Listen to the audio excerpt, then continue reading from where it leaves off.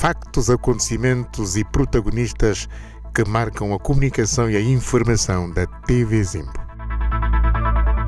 Terça-feira, 18 de julho, o Presidente da República deixava o Palácio do Povo para inaugurar a FIL da edição 38 na Zona Económica Especial Luanda-Bengo.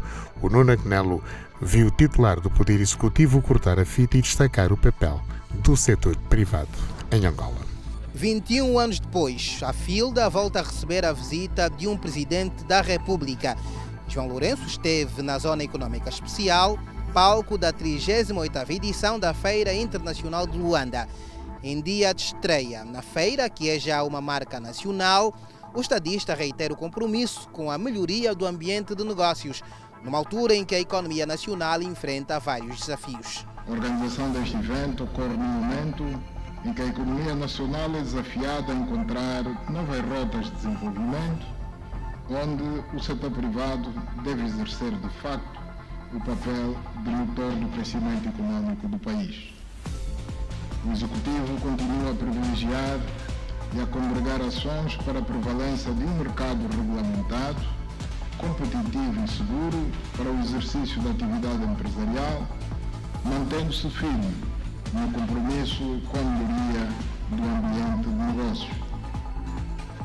Reafirmamos a nossa convicção de que a diversificação é o único caminho seguro para o crescimento econômico e social inclusivo.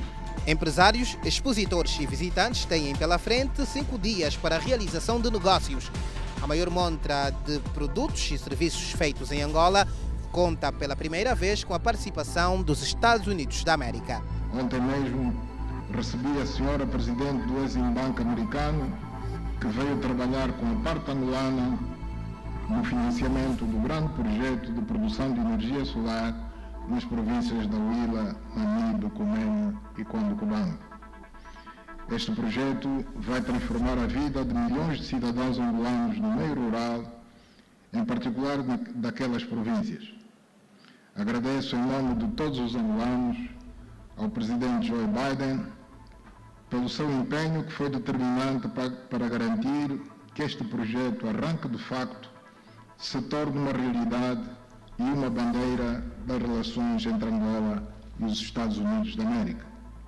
João Lourenço destaca as potencialidades do país, com 50 milhões de hectares de terras aráveis e 5% da reserva mundial de água doce. O estadista promete mais investimentos em infraestruturas.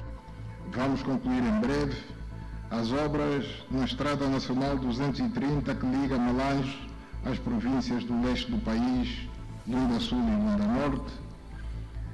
Damos início este ano às obras da Estrada Nacional que ligam Zeto ao Soio, na província do Zaire, a Estrada Cabinda-Landa-Maniconge, na província de Cabinda, a Estrada Sanza Pombo-Buengas, na província do Luís, a Estrada Luau Marco 25 Kazongo, a Estrada Lumej-Cameia Luacano, Luau, Luz e Caçamba e Luz e Caçamba Cangamba, na província do Mochico. Na maior montra de produtos e serviços feitos no país, o chefe de Estado garante que os problemas no acesso à água e à energia elétrica podem ter os dias contados.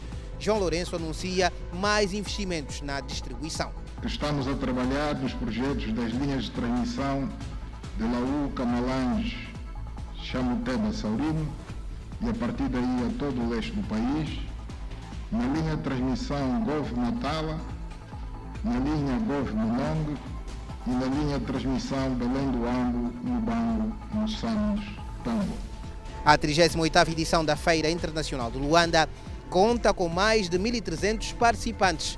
Em 2023, o foco está na economia digital, como mola impulsionadora do desenvolvimento. À medida que o mundo se torna cada vez mais conectado digitalmente, é essencial que Angola acompanhe a tendência e aproveite as oportunidades oferecidas pela economia digital para impulsionar seu progresso econômico e social. Ao remover barreiras físicas ou geográficas, a economia digital permite que os mercados estejam mais próximos, a inovação tecnológica seja mais acessível e o empreendedorismo mais vibrante. Desde a primeira edição em 1983, a FILDA é considerada por muitos expositores como uma montra das suas capacidades e potencialidades do país para estimular o aumento da produção nacional e o lançamento de novas pontes econômicas. Wanda Cavukila, em cima do acontecimento. Pela primeira vez na história da Feira Internacional de Luanda, a maior montra de negócios do país, testemunha-se a presença de uma delegação empresarial norte-americana. Para o presidente da AmCham Angola, nos últimos 6 anos, os dois países estreitaram os laços de cooperação. Primeira vez na história de Angola temos o Dia dos Estados Unidos. É uma mudança. Isso é sinónimo de reconhecimento e as pessoas podem naturalmente constatar materialmente e visualmente os resultados do desenvolvimento dessas relações. Pedro Godinho ressalta ainda o facto de que também de forma inédita há um grande interesse de um presidente norte-americano em atender às solicitações de Angola, sobretudo no sentido de alavancar a sua economia. Houve uma disponibilização na primeira intervenção do presidente Biden, falou no investimento de 2 bilhões de dólares direcionado para as energias renováveis. Em relação ao corredor do Lobito, fala-se num investimento de 200 milhões de dólares. O objetivo é desenvolver aquela área no sentido de haver uma conexão entre o Oceano Atlântico e o Oceano Índico. Portanto, isso vai permitir o desenvolvimento da região e Angola jogará um papel muito importante nesse sentido. A delegação norte-americana, que se faz presente na 38ª edição da FILDA, foi representada nesta quinta-feira pela presidente do banco norte-americano Exim Bank, que fala inclusive de áreas identificadas para apoiar o nosso país no processo de diversificação econômica. This gave us an opportunity to celebrate the 30th anniversary of the US-Angola relationship. E estou muito satisfeita por estar em Angola, especialmente porque é o ano em que celebramos 30 anos de relações entre Angola e Estados Unidos da América. Por outro lado, é necessário também frisar que este é um momento muito importante para a economia angolana, que pretende estar cada vez mais dinâmica e apostar na diversificação económica. Para esse efeito, há várias áreas já identificadas, como por exemplo o setor da alimentação, o setor da saúde, a indústria, entre outros setores que efetivamente o país pretende investir e que o Exim Bank também está interessado em apoiar. Entretanto, o mais importante que tivemos nesta conversa com o Presidente foi naturalmente ver como é que podemos em conjunto trabalhar para reforçar a nossa parceria para o desenvolvimento, tendo em vista o desenvolvimento económico e, claro, também foi importante podermos celebrar os 30 anos de relações entre Angola e Estados Unidos da América. Reta Joe Lewis disse que em termos de financiamentos futuros, o Exim Bank está igualmente disponível. Bem, nós temos um mandato do Governo dos Estados Unidos para naturalmente facilitar o financiamento em diferentes áreas, desde a inteligência artificial, desde as energias renováveis, entre outras áreas já identificadas. Entretanto, nós estamos disponíveis para ir aprovando os projetos à medida que forem surgindo, dentro daquilo que são as condições previamente estabelecidas pelo Governo dos Estados Unidos e, claro, dentro das regras do Exim Bank dos Estados Unidos. No terceiro dia de exposições, o dia foi dedicado a par do setor petrolífero para os Estados Unidos da América. Pois bem, Pedro Godinho, comecemos hoje um dia muito especial, Dia dos Estados Unidos da América. Curiosamente, é a primeira vez que há empresas norte-americanas aqui na FILDA. Isto é um ganho também, digamos, para aquilo que são os desafios do setor empresarial angolano? Um momento histórico e esse momento revela exatamente o facto da mudança de rumo nas relações entre os Estados Unidos e Angola. Pela primeira vez na história da Feira Internacional, vemos a participação de empresas americanas, mas há um aspecto muito mais importante acima de tudo isso. É o facto de que o Dia da América contou com a presença da Presidente do Exim Bank. do Banco de Exportação e Importação dos Estados Unidos. Quer com isso dizer, ela esteve aqui para testemunhar e dar a conhecer a comunidade empresarial, e as instituições nacionais que há dinheiro disponível.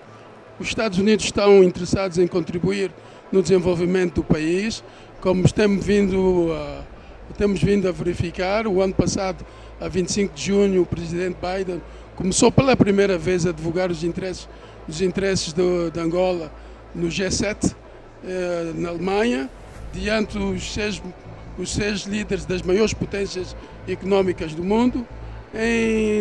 A 30 do mesmo mês, em Espanha, voltou a repetir, onde comunicou oficialmente o mundo de que os Estados Unidos haviam aprovado um pacote de 2 bilhões de dólares a serem investidos nas energias renováveis através da empresa Sanafrica, um dos nossos membros aqui presente. Diretor Regional da Sanafrica em Angola, sei que há muitos projetos já em desenvolvimento. O objetivo, obviamente, da Sanafrica é a erradicação da pobreza energética em Angola. Está a resultar?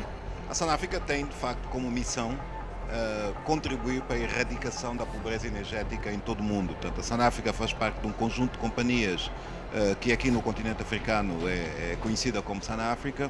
Em Angola, muito particularmente, tem já há alguns anos contribuído para a eliminação do que nós chamamos a erradicação da pobreza energética no país. Por via de pobreza energética, mas no nosso caso o nosso compromisso é com energias renováveis, muito particularmente a energia solar, fotovoltaica. Em Angola temos como talvez um dos projetos dos quais mais nos orgulhamos a edificação e funcionamento do maior parque solar na África subsaariana, que é o Parque Solar do Biópio, que produz 188 megawatts de energia fotovoltaica a ser naturalmente distribuída para a rede e dando acesso a comunidades que de outra forma não teriam acesso à energia. A energia tem um papel muito importante nas economias dos países e o continente africano é lamentavelmente um dos continentes onde a penetração do acesso à energia é um problema sério que precisa ser ultrapassado. Cerca de 600 milhões de africanos não têm acesso à energia. Em África, falamos em Angola, isso traduz em cerca de 52% da nossa população que não tem acesso à energia. Gonçalo Farias, quais são os grandes desafios da Africell no nosso país? Obrigado, Amílcar.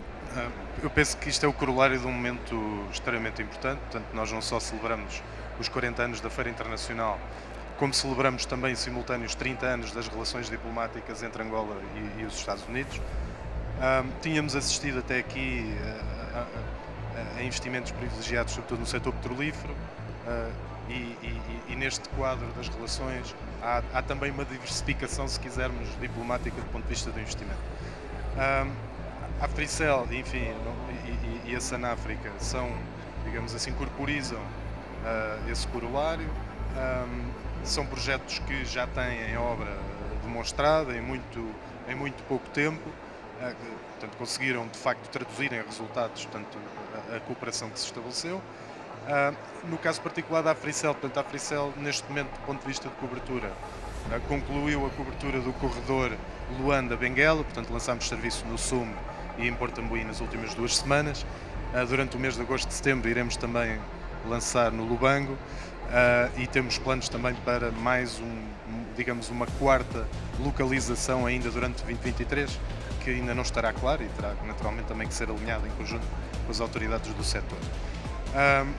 E portanto, eu penso que no caso particular da Africell, não quero substituir os meus colegas de painel, de certa forma mostrou que é possível outro tipo de investimento, diversificar as nossas próprias fontes de IDE internacional e portanto, mostrar que não só temos que diversificar a economia, mas temos também que diversificar os parceiros e as origens dos capitais.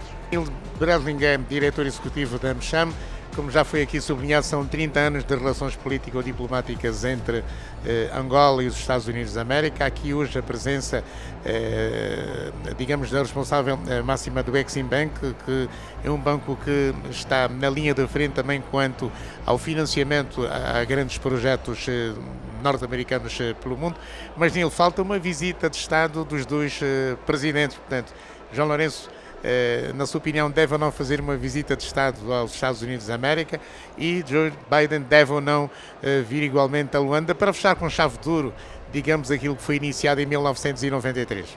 Bom, estamos a fazer nosso trabalho, porque de uma certa forma, no passado, ninguém teria pensado que um presidente dos Estados Unidos ia pisar potencialmente na terra aqui em Angola. E quando o presidente da República ir para a Casa Branca, no Oval Office, então isto já está ao caminho e estamos muito animados, porque isto é a conversa agora, o que falta. Simbolicamente, como nossos colegas aqui hoje já comentaram, a presença da presidenta do Exim Bank é impressionante aqui em Angola, e ela deixou claro, está aqui não por uma vez só, e estão aqui para fazer negócio. E comentaram conosco que o Exim Bank tem uma grande história nesta terra. 1942 foi o primeiro projeto do Exim Bank na história no continente africano. Aconteceu onde? Aconteceu aqui em Angola. Então, e tem uma história bastante prolongada, e tem alguns exemplos de sucesso, um dos quais está aqui com o Sonáfrica, outros exemplos com Boeing, com o TAG, mas eles não estão satisfeitos com isto, sabem que falta fazer muito mais trabalho, seguir em frente, tem um compromisso enorme, não só com projetos ao nível macro grande, mas também com empreendedores e também os PYMEs. O IGAP, Instituto de Gestão de Ativos e Participações do Estado, tem nova liderança.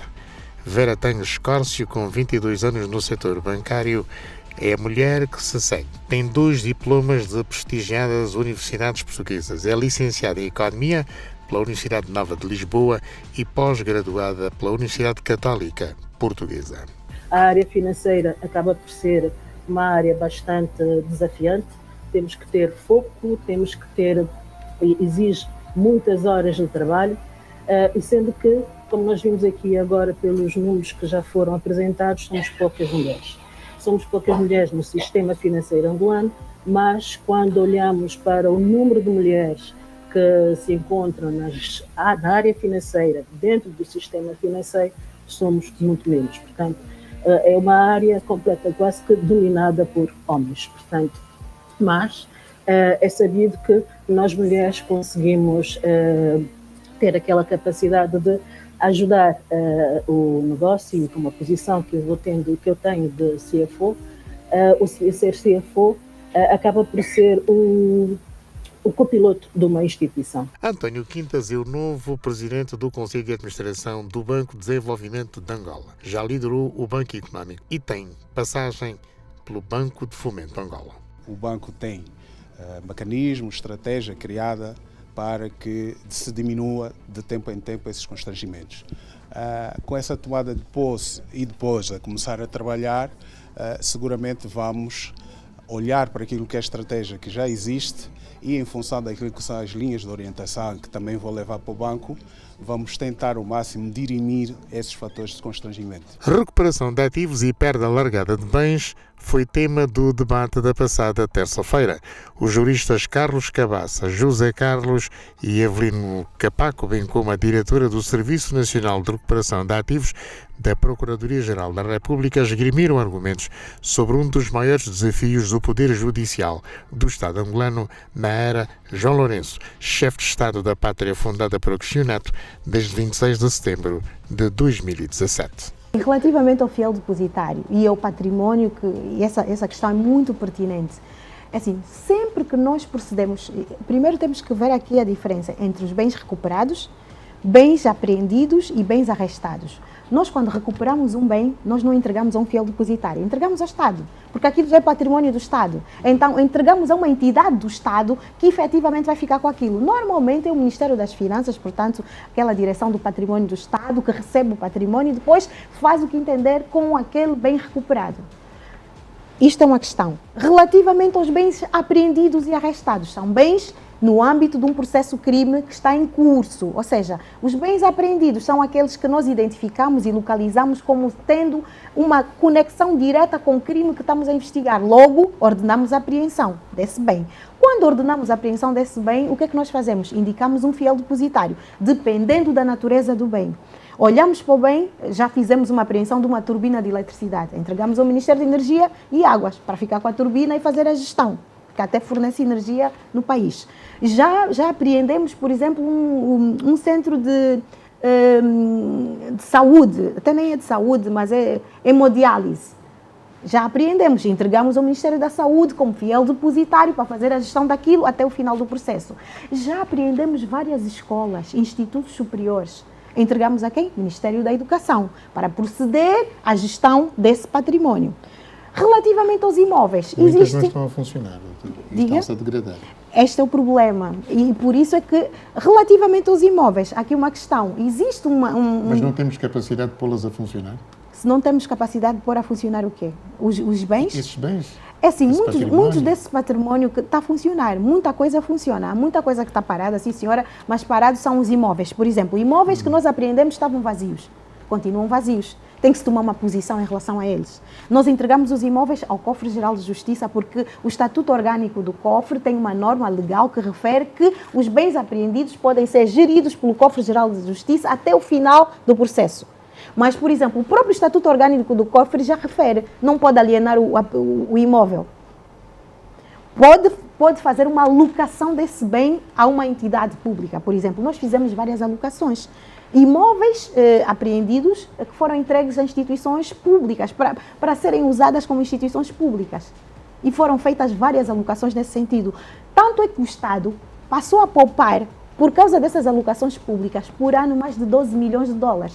Só por causa da renda. Deixou de pagar rendas em alguns imóveis que pagava renda e que foram entregues a instituições públicas. Nunca entregamos um imóvel a uma instituição, a uma pessoa singular. Nunca. Todos os imóveis apreendidos, a Procuradoria-Geral da República indica como fiel depositário o Cofre-Geral de Justiça. Há alguns imóveis que estão arrendados, que já foram apreendidos arrendados, nessa condição, continuam arrendados. Alguns imóveis que estão vazios. Mas o dinheiro vai para quem?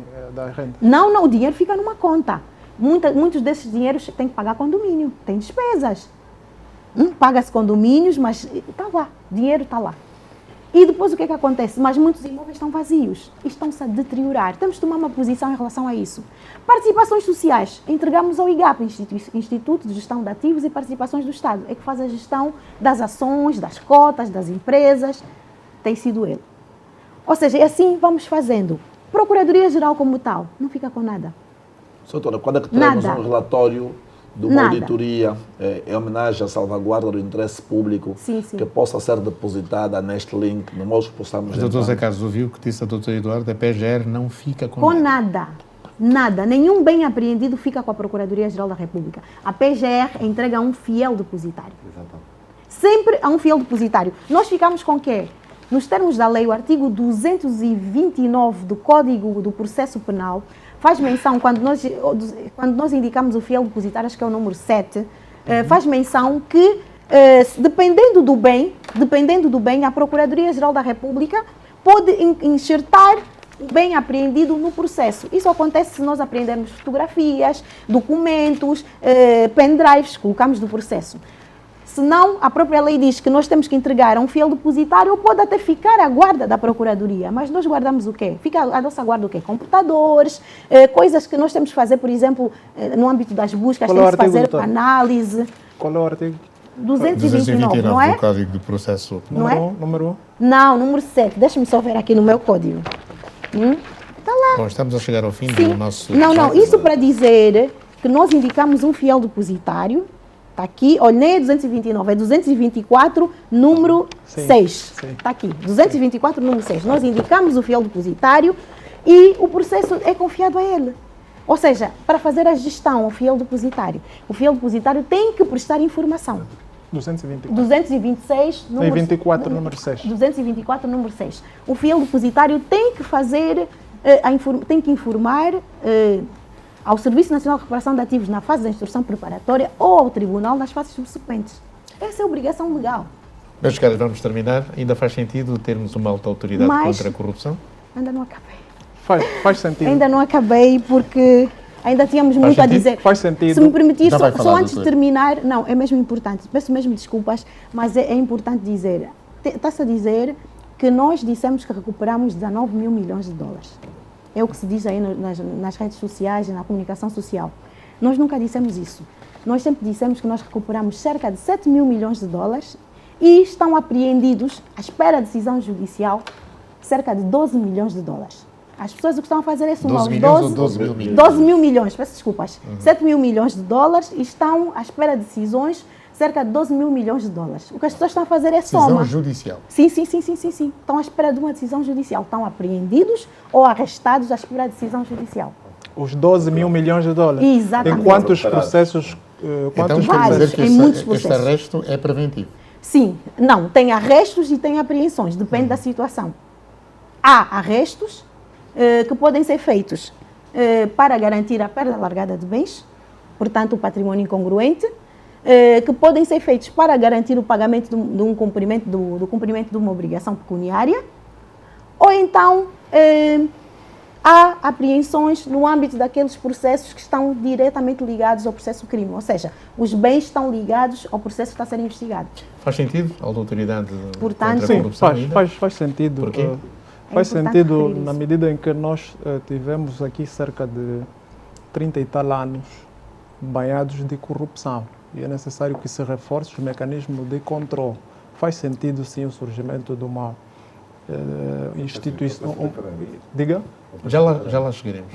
Faz sentido, mas aqui eu trago uma questão muito perentória, portanto, estou preocupado com isso, já que nós estamos a falar sobre essa questão da recuperação dos ativos.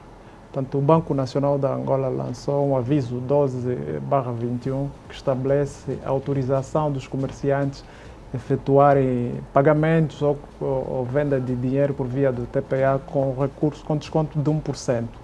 Nós aqui estaríamos a legitimar aquilo que é o branqueamento de capitais, ou seja, entrada no circuito financeiro de valores que podem ter proveniências duvidosas. Então, como estamos aqui nesse debate, é bom que se tenha em atenção esse aviso do Banco Nacional de Angola. Mas no completo, portanto, o combate contra a corrupção deve continuar e todos nós somos chamados, portanto, para que haja sucesso no combate contra a corrupção. O que precisamos é que, de facto, tudo aquilo que está a ser feito no âmbito da recuperação de ativos se reflita na vida do cidadão. Isso é o que nós queremos. Zé Carlos? Amilcar, dizer que o combate à corrupção passa pelo fortalecimento das instituições.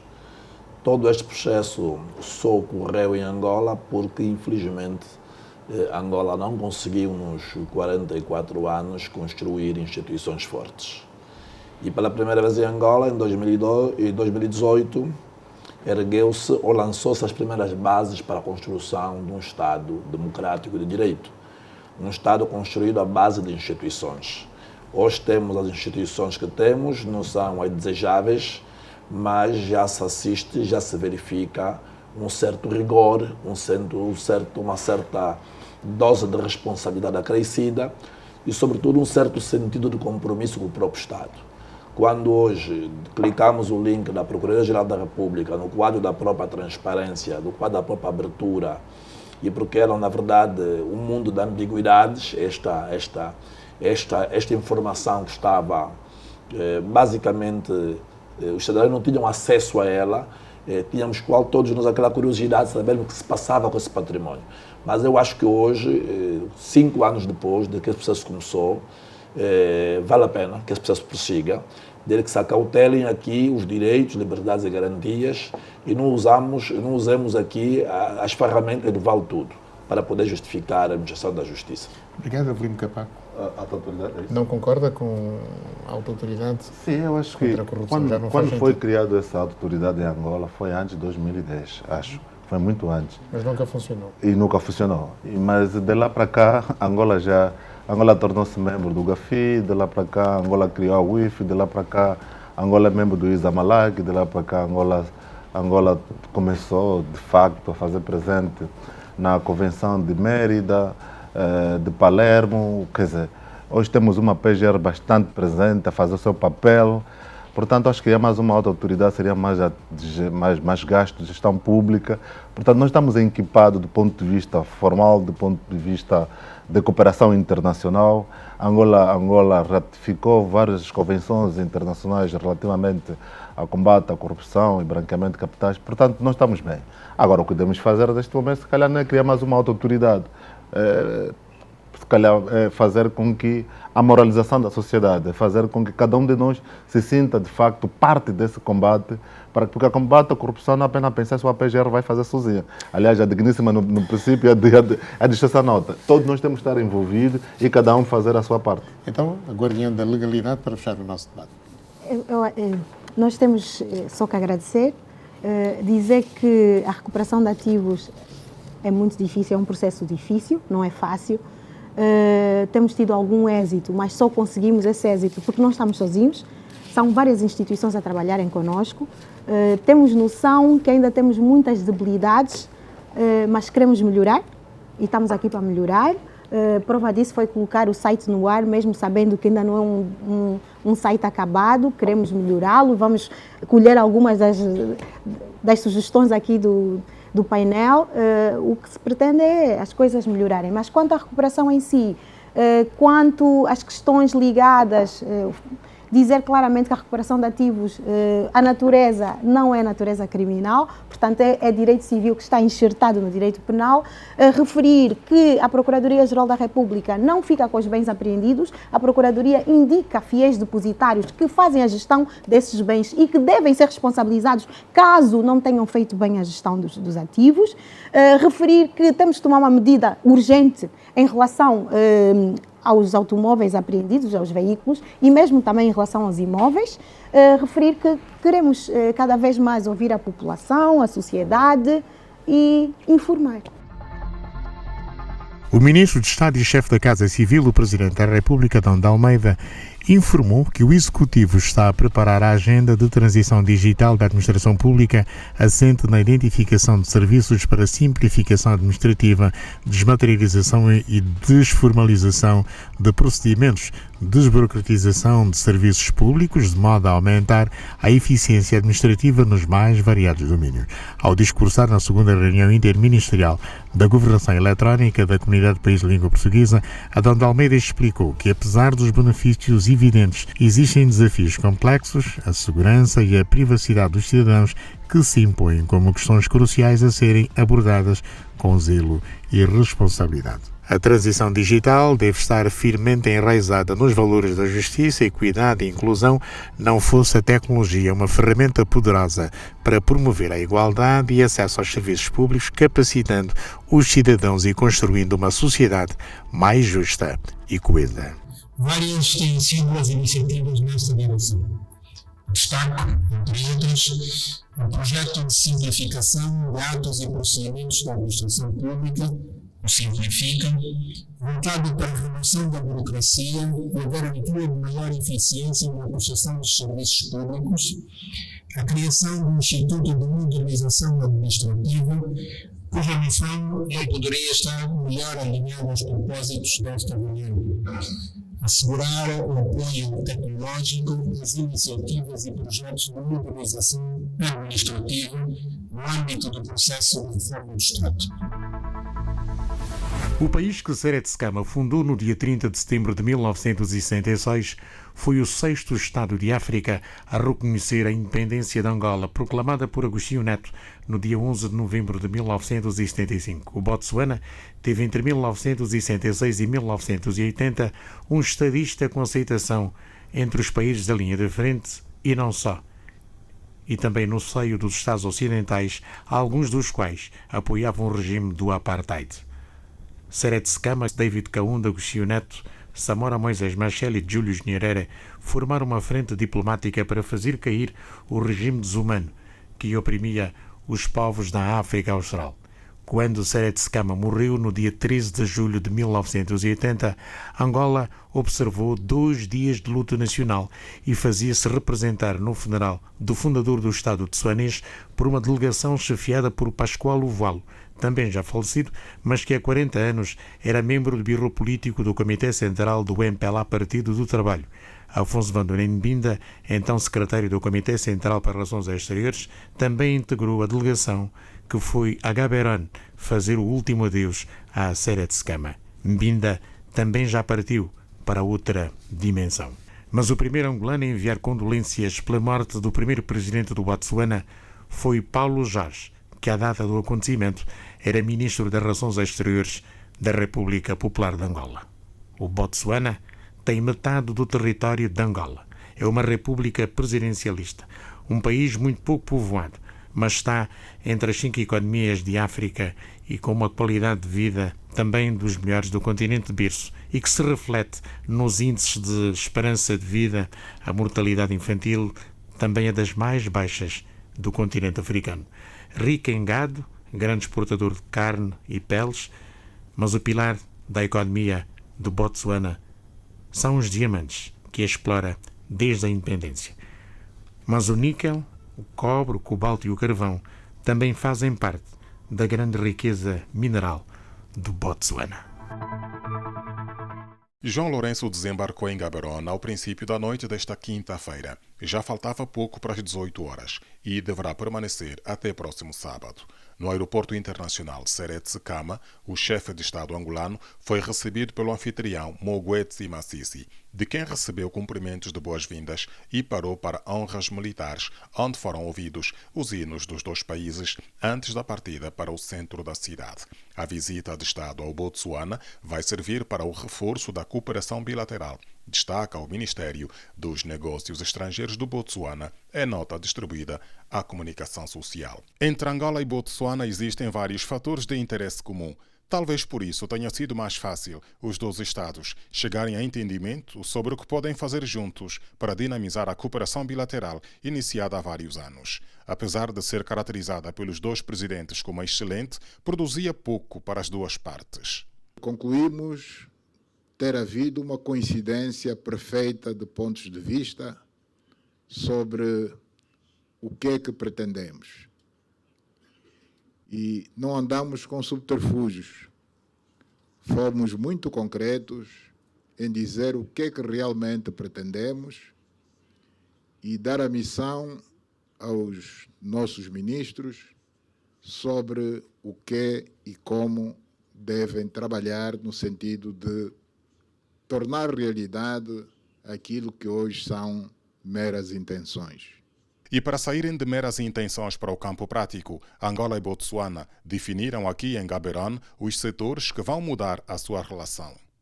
Acordamos na necessidade de cooperarmos em diferentes setores, nomeadamente no setor energético, de petróleo e gás. Angola é um país que está a ter ultimamente progressos na produção de energia elétrica, de energia, sobretudo de fontes amigas do ambiente, energia hidroelétrica e fotovoltaica. A nossa capacidade de produção está prestes a atingir as necessidades de consumo do nosso país e contamos que, em breve, tão logo terminamos a grande barragem de Caculo-Cabaça, estaremos em condições de começar a partilhar esse bem essencial para o desenvolvimento de qualquer país com os países vizinhos e, no caso concreto, com o Botsuana. De Angola, o presidente João Lourenço veio com uma equipa que traduz bem o interesse do seu governo. Trouxe uma delegação bastante expressiva. Portanto, a julgar pela composição da minha delegação, facilmente se concluirá que não foi por mero acaso, mas foi porque nós damos muita importância à necessidade de fazermos coisas concretas daqui para frente para efetivamente reforçarmos cada vez mais os laços de amizade, mas sobretudo de cooperação econômica entre Angola e o Botsuana. O Botsuana já esperava há muito tempo pela abertura da parte angolana, segundo o seu presidente.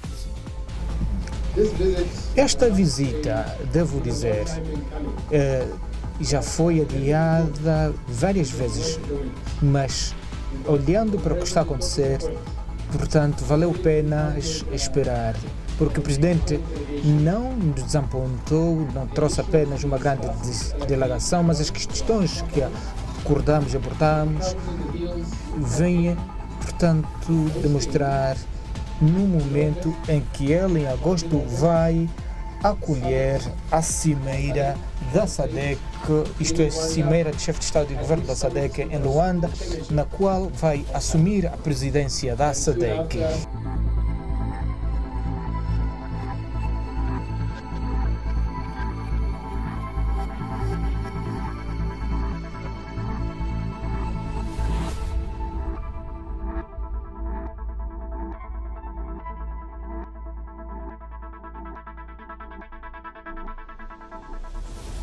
O secretário de Biro Político do MPLA para a Informação, Rui Falcão, afirmou que a UNITA, o maior partido da oposição, pretende criar um clima de instabilidade institucional com a realização de ações para o descrédito das instituições do Estado. Rui Falcão, que apresentou um comunicado de imprensa do Biro Político do MPLA em reação à proposta de iniciativa do Grupo Parlamentar da UNITA para a constituição de acusação e destituição do Presidente da República, disse que a UNITA pretende criar um quadro político que justifique a sublevação popular e a ascensão desta ao exercício do poder sem a necessária legitimação democrática. Reportagem com António Filipe. Em conferência de imprensa, o grupo parlamentar da UNITA apresentou aquilo que considera serem os fundamentos para o pedido de destituição do chefe de Estado. A UNITA fala numa governação contra a democracia, contra a paz social, contra a independência nacional e contra a unidade da nação. Ainda de acordo com o Partido do Galo Negro, há igualmente evidências bastantes de violação dos princípios constitucionais, da transparência, da boa governação e da responsabilização da parte do Presidente da República na execução do Orçamento Geral do Estado. Por outro lado, a UNITA aponta o Presidente da República como responsável político pela crise geral de governação que o país vive. Por sua vez, o Biro Político do MPLA, numa comunicação feita nesta quinta-feira, diz não ter dúvidas de que a pretensão de destituição do Presidente da República, João Lourenço, anunciada pela UNITA, consta de uma estratégia que visa a criação de um clima de instabilidade institucional muito denunciada. O MPLA, como partido fundador da nação e defensor intrépido da Constituição da República e dos princípios e valores em que assentam os pilares da democracia e da participação popular, tem vindo a acompanhar a estratégia definida pelo principal partido da oposição, a UNITA, relativamente à tomada do poder, fora do quadro institucional e formal, em total desrespeito pelo povo angolano e pela sua vontade soberana, manifestada a 24 de agosto de 2022, ao depositar no MPLA e no seu líder, o camarada presidente João Manuel Gonçalves Lourenço, a confiança para a condução dos destinos da nação no mandato 2022-2027. A estratégia de criação de um clima de instabilidade institucional, há muito denunciada, tem vindo a ser aplicada com recurso permanente ao descrédito das instituições do Estado e à tentativa de criar um quadro político que justifica a sublevação popular e a ascensão da UNITA ao exercício do poder, sem a necessária legitimação democrática, sabendo ela que essa será a única via para algum dia ser poder em Angola, tendo alguns dos seus dirigentes de topo noção clara de que a insurreição armada do passado pode agora ser travestida de uma eventual insurreição popular, como tem apregoado nas diversas localidades por onde tem passado. O secretário de Estado para a Cooperação Internacional e Comunidades Angolanas no Exterior, Domingos Custódio Vieira Lopes, apresentou na sede da Organização dos Estados da África, Caribes e Pacífico, em Bruxelas, as principais prioridades da estratégia da presidência em exercício de Angola 2023-2025 para a organização. O líder da organização, o diplomata angolano Jorge Rebelo Pinto Chicote, fez um balanço do que foi esta reunião da Organização dos Estados da África, Caribes e Pacífico, que teve lugar em Bruxelas, capital do Reino da Bélgica. Temos que felicitar as entidades que nos apoiaram pela sua influência e pelas iniciativas que tomaram.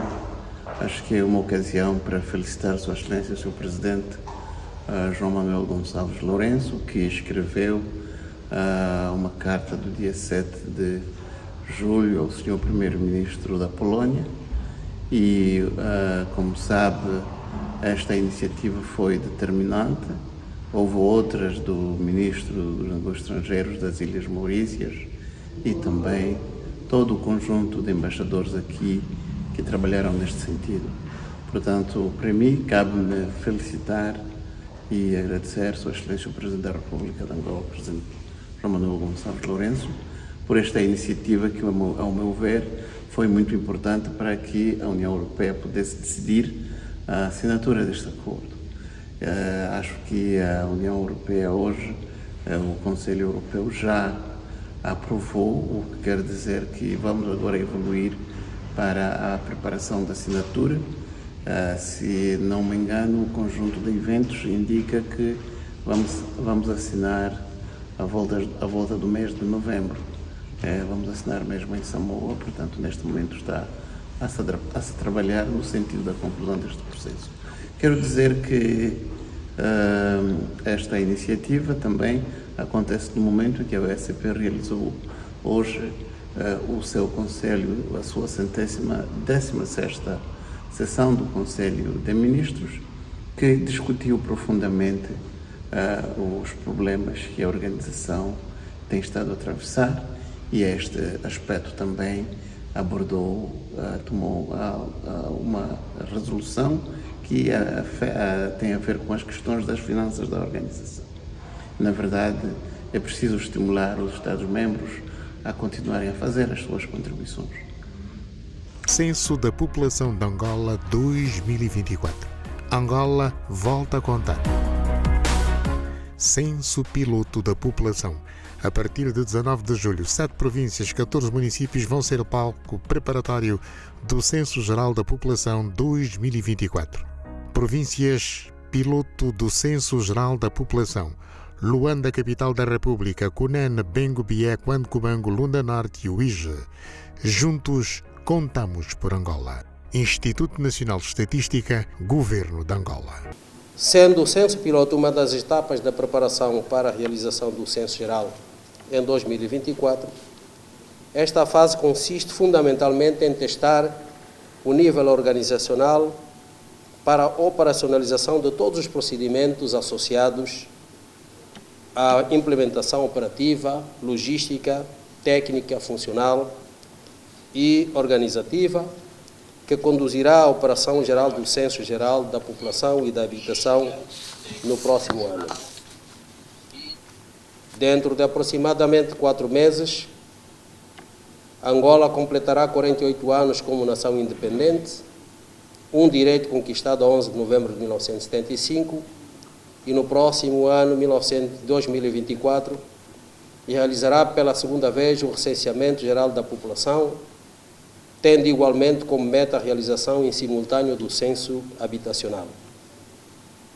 O primeiro ato de recenseamento populacional ocorreu em 2014, o que permitiu obter indicadores da população, elemento fundamental para o desenvolvimento de qualquer nação.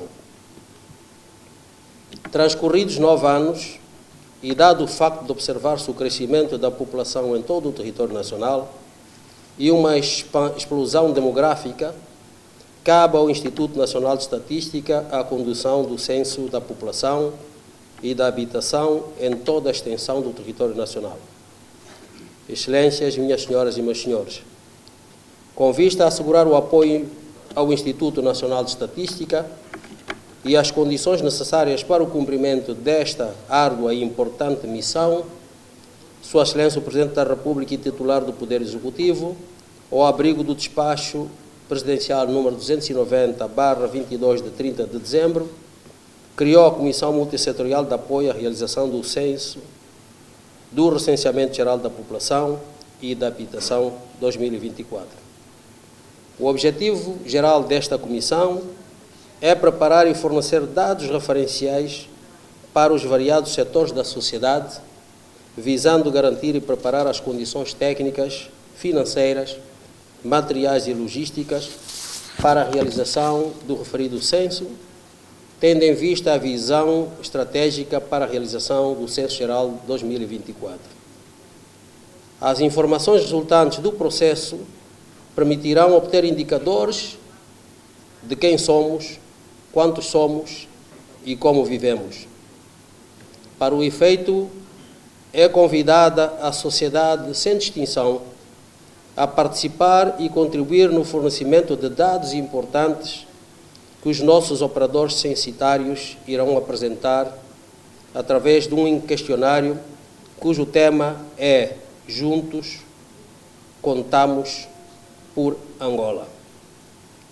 Reconhecemos igualmente que não há e não será uma tarefa fácil para vários obstáculos que terão de ser enfrentados e superados, pois a transmissão da informação e sensibilização da população, o processo de transumância da população com realce para algumas regiões do sul do país, a língua como veículo de comunicação, a inacessibilidade a determinadas localidades, falta de cobertura da rede elétrica em algumas zonas rurais, falta de cobertura do sinal de comunicações face à tecnologia a utilizar pelos operadores censitários, dentre outras dificuldades que terão de enfrentar. Perante este quadro, é imperioso juntar sinergias e envolvermos-nos todos para o êxito de um programa de interesse nacional. Estamos convictos que nós, os angolanos, somos capazes, que já o demonstramos em diversas circunstâncias, que juntos somos mais fortes e vitoriosos. Neste ato, gostaríamos de exortar a colaboração de todas as forças vivas, os governos provinciais e respectivas administrações municipais, as igrejas, as comunidades, as associações, fundamentalmente o cidadão, a participarem, a cooperar e a proteger os nossos operadores censitários e os seus equipamentos, porque só assim alcançaremos os objetivos almejados. Com estas breves palavras, na qualidade de coordenador da Comissão Multissetorial de Apoio à Realização do Censo 2024, declaro aberto o censo piloto. Muito obrigado. Factos, acontecimentos e protagonistas que marcam a comunicação e a informação da TV Zimbo.